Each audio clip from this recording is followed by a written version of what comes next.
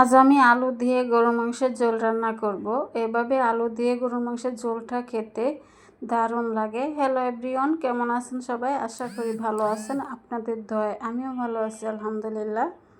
তো আমি গরুর মাংসটা রান্না করতে চুলায় একটা হাঁড়ি বসিয়ে দিয়েছি। দিয়ে আমি এখানে 3-4টা তেজপাতা দিয়ে দিয়েছি 2টা কালো এলাচ, আর দিয়ে দিয়েছি এখানে এলাচ, সাদা এলাচ, লবঙ্গ, দারচিনি দিয়ে আমি তেল দিয়ে দিয়েছি। এখন দিয়ে দেব পেঁয়াজ কুচিটা দিয়ে একটু নেড়ে ছেড়ে দিয়ে আমি এখন এখানে দিয়ে দেব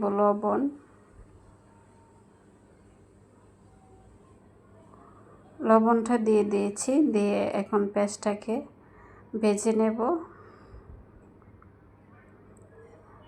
পেঁয়াজটা ভাজা হয়ে গেছে।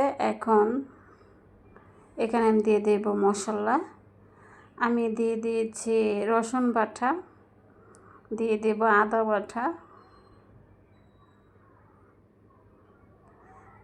বাটা, রসুন বাটাটা দিয়ে আমি ভালো করে ভেজে নেব যেন কাঁচা গন্ধটা চলে যায়।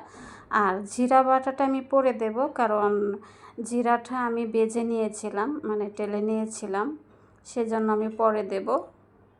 জিরা আর মরিচ জিরাটা আমি টেলে তারপর বেটে নিয়েছি, এই জন্য এখন দিচ্ছি না। আদা রসুনটা একটু ভেজে নিয়ে তারপর দেব।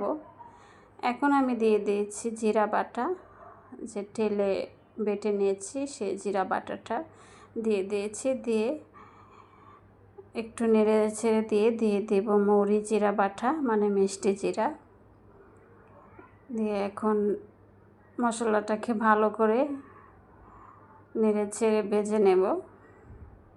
একটুখানি ভেজে নিয়ে আমি এখানে দিয়ে দেব কাঁচামরিচ বাটা। আমি এখানে 10-12টা কাঁচামরিচ বেটে নিয়েছিলাম, সেই কাঁচামরিচ বাটাটা দিয়ে দিচ্ছি। কাঁচামরিচ বাটাটা দিলে হয় কি, সুন্দর একটা ফ্লেভারও হয় মাংসের, আবার কালারটাও খুব সুন্দর আসে। সেজন্য কাঁচামরিচটা দিলে খুব সুন্দর স্বাদও হয়, কালারটাও সুন্দর হয়, সেজন্য আমি দিয়ে দিয়েছি। এখন এখানে আমি দিয়ে দেব পানি। মশলাটা কষানোর জন্য আমি পানি দিয়ে দিয়েছি।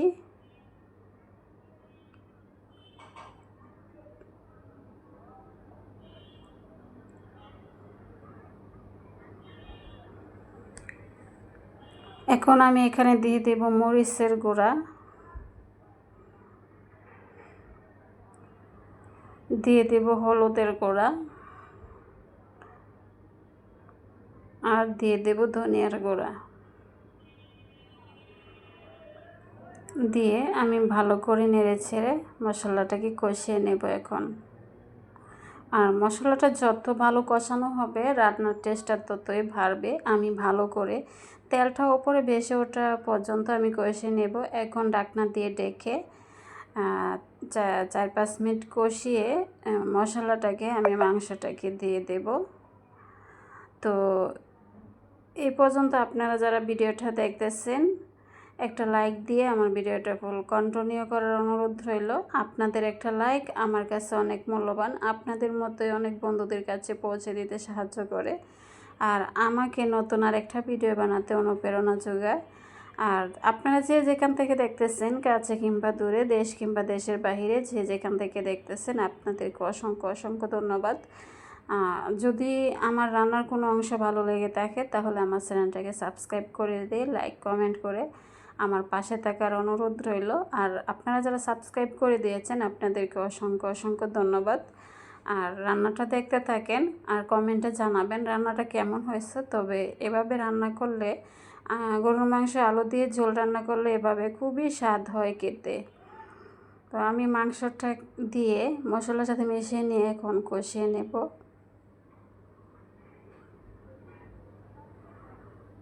আমি ঢাকনাটা উঠিয়ে দেখুন নেড়ে ছেড়ে দিচ্ছি। আমি ভালো করে কষাবো, তেলটা বেশি ওঠা পর্যন্ত আমি কষিয়ে নেব। এই মাংসের গায়ে যে পানিটা সেটা আমি শুকিয়ে নেব একদম।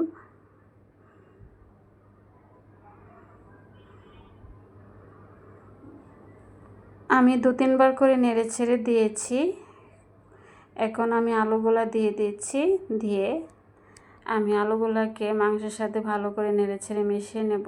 আর এই যে হাঁড়িটা দেখতেছেন, এই হাঁড়িটা আসলে ছোট হয়ে গেছে, মানে ঝোল দেওয়া যাবে না। আমি ভেবেছিলাম দেওয়া যাবে, তবে দেখছি দেওয়া যাবে না। আমি পাল্টে নেব। আর একটা হাঁড়ির মধ্যে আমি ঢেলে রান্নাটা করে নেব। একটু কষিয়ে নিয়ে আমি আরেকটা হাঁড়ির মধ্যে ট্রান্সফার করে দেব মাংসটাকে।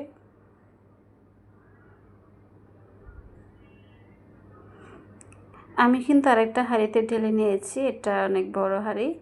তো ঝোল যেহেতু দিতে হবে, যে এত ঝোল হবে, আলু দিয়েছি, ঝোলটা একটু বেশি দিতে হবে, সেজন্য আমি হাঁড়িটা পাল্টে নিয়েছি। তো সুন্দর কষানো হয়ে গেছে। এখন আমি এখানে গরম পানি দিয়ে দিয়েছি।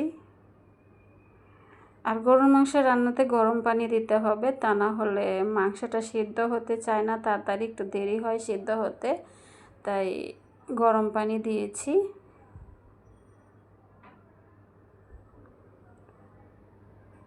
আমি 10-12 মিনিট রান্না করে আমি এখন এখানে গরম মশলা দিয়ে দেব। 1.5 টেবিল চামচের মতো আমি গরম মশলা দিয়ে দিয়েছি এখানে। দিয়ে মাংসটার সাথে ভালো করে মিশিয়ে আমি আবারও ঢাকনা দিয়ে ঢেকে রান্নাটা করে নেব। আর এটা শাহি গরম মশলা ছিল, এটা খুব ফ্লেভারফুল। তো দেখুন আমার রান্নাটা কিন্তু কমপ্লিট হয়ে গেছে। কালারটাও কিন্তু খুব সুন্দর এসেছে, খেতেও অসাধারণ হয়েছিল। আপনারা কমেন্টে জানাবেন রান্নাটা কেমন হয়েছে। আর আমার কথার যদি কোনো ভুল ত্রুটি হয়ে থাকে তাহলে সুন্দর ক্ষমার দৃষ্টিতে দেখবেন। অনেক সময় কথার জড়তা বেঁধে যায়, তাই কিছু মনে করবেন না। ধন্যবাদ আপনাদের সবাইকে।